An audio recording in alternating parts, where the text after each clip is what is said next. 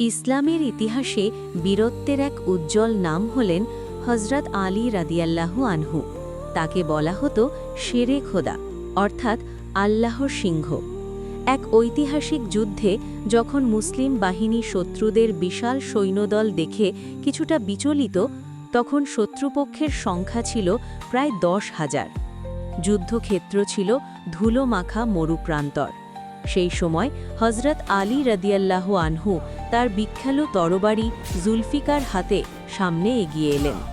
শত্রুপক্ষের সাহসী যোদ্ধারা একে একে তার সামনে এলো, কিন্তু তার ঈমানের শক্তি ও অসাধারণ সাহসের সামনে কেউ টিকতে পারল না। তিনি শুধু বাহু শক্তিতে নয়, আল্লাহর ওপর ভরসা ও ন্যায়ের পক্ষে অটল বিশ্বাস নিয়ে যুদ্ধ করতেন। যখন মানুষ দেখল তিনি একাই শত্রুদের মোকাবিলা করছেন, তখন মুসলিম বাহিনীর মনোবল কয়েক গুণ বেড়ে গেল। শেষ পর্যন্ত শত্রুপক্ষ পিছু হটল।